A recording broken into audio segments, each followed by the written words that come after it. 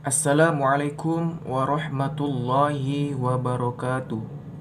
Alhamdulillahirabbil wassalatu wassalamu ala asyrafil anbiya'i wal mursalin wa ala alihi wa ashabihi ajma'in, amma ba'. Pertama sekali bersyukur kita kepada Allah Subhanahu wa taala, yaitu dengan mengucapkan alhamdulillahirabbil.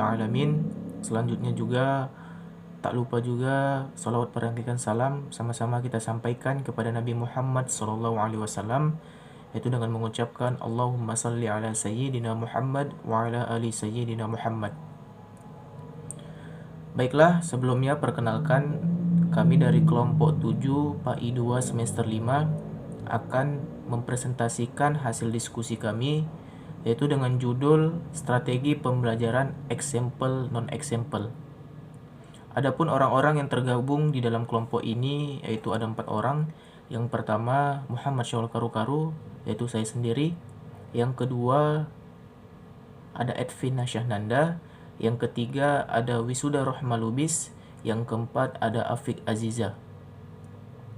Selanjutnya juga adapun pemateri-pemateri dan materi-materi yang akan disampaikan, yaitu pemateri pertama yaitu saya sendiri Muhammad Syawal Karu-Karu. Nantinya saya akan menjelaskan mengenai pengertian dari strategi pembelajaran example non-example. Selanjutnya masuk kepada pemateri kedua yaitu Edvina Syahnanda, yang mana nantinya rekan saya akan menjelaskan mengenai ciri-ciri dari strategi pembelajaran example non-example.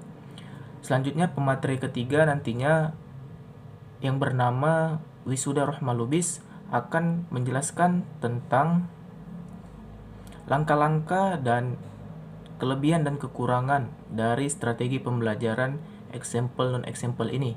Dan yang terakhir pemateri keempat yaitu ada namanya Afik Aziza, yang mana rekan saya nantinya akan menjelaskan mengenai faktor-faktor yang mempengaruhi penggunaan strategi pembelajaran example non-example. Baiklah, untuk mempersingkat waktu, langsung saja kami memulai presentasinya. Baiklah, di sini saya akan menjelaskan mengenai pengertian strategi pembelajaran example non-example. Example non-example merupakan metode belajar yang menggunakan contoh-contoh. Contoh-contoh tersebut dapat berupa kasus atau gambar yang relevan dengan kompetensi dasar atau materi yang akan dibahas. Mengenai pengertian atau definisi dari strategi pembelajaran example non-example ini, ada beberapa pendapat para ahli atau pakar mengenai definisi ini. Salah satu di antaranya yaitu menurut Kusuma. Beliau mengatakan bahwa example non-example merupakan salah satu metode pembelajaran kooperatif yang menyampaikan materinya berupa contoh-contoh. Metode ini dapat meningkatkan kerjasama siswa dalam pembelajaran dan memperlancar penyampaian materi pelajaran. Jadi, dari beberapa penjelasan tersebut dapat kita simpulkan bahwa strategi pembelajaran example non-example ini merupakan salah satu strategi pembelajaran kooperatif yang metode belajarnya menggunakan contoh-contoh berupa gambar, bagan, skema yang relevan dengan kompetensi dasar atau materi yang akan dibahas. Dan diharapkan juga dengan memakai atau menggunakan atau menerapkan strategi ini dapat meningkatkan siswa untuk berpikir kritis dengan memecahkan masalah-masalah yang terkandung di dalam contoh-contoh yang diberikan.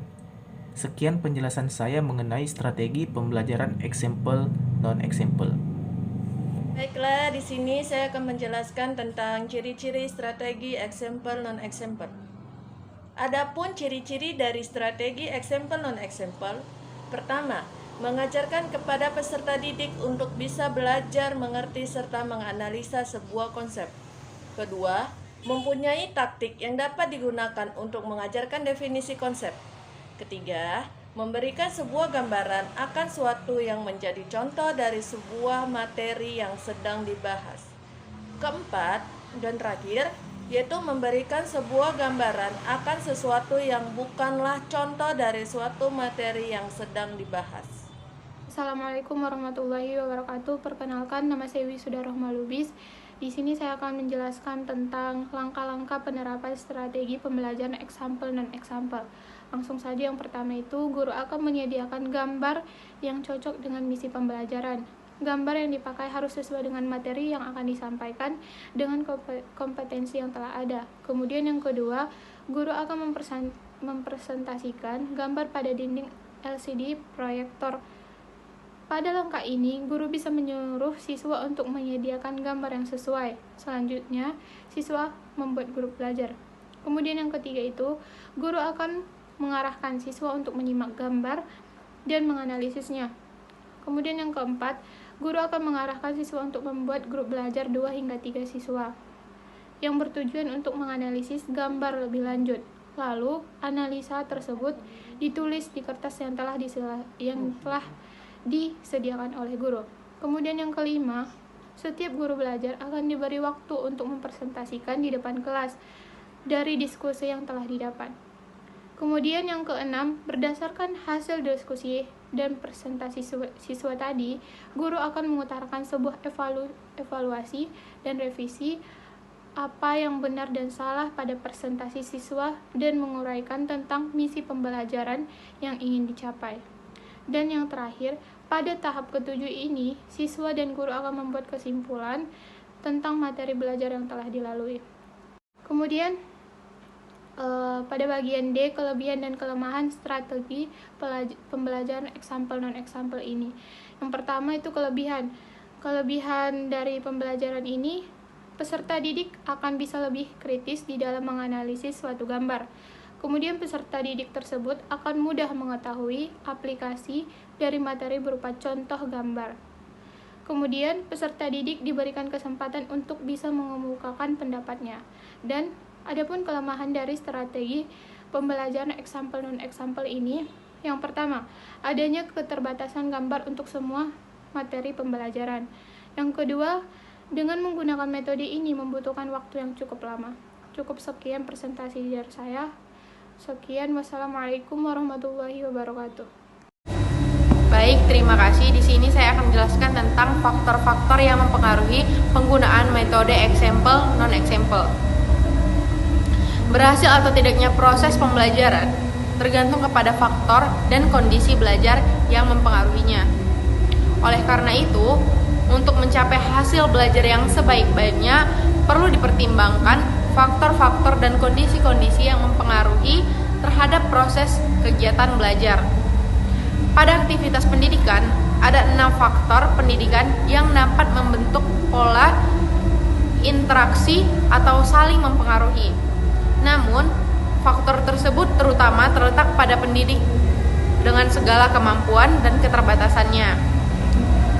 6 faktor pendidikan tersebut meliputi: yang pertama, faktor tujuan; yang kedua, faktor pendidik; yang ketiga, faktor peserta didik; yang keempat, faktor isi atau materi pendidikan; yang kelima, faktor metode pendidikan; yang keenam adalah faktor situasi lingkungan.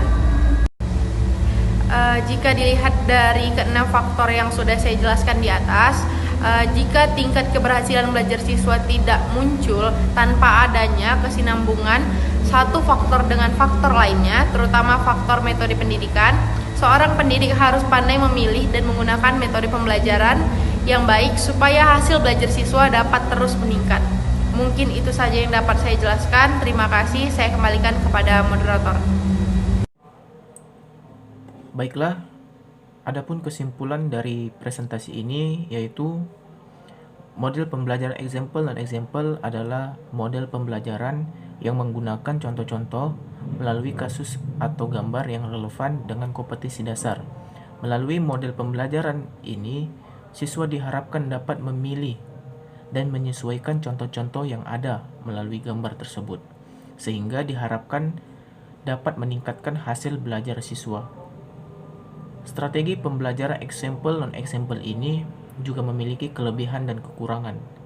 Salah satu kelebihannya yaitu siswa lebih kritis dalam menganalisa gambar. Siswa dapat mengetahui aplikasi dari materi berupa contoh gambar dan siswa diberi kesempatan untuk mengemukakan pendapatnya.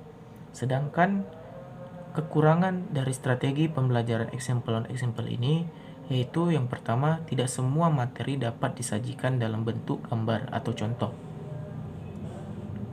Yang kedua, memakan waktu yang banyak dengan menerapkan strategi pembelajaran example non example ini. Baiklah, demikian presentasi kami. Lebih dan kurang kami mohon maaf. Kepada Allah kami mohon ampun, dan kepada semuanya kami mohon maaf. Saya akhiri. Wassalamualaikum warahmatullahi wabarakatuh.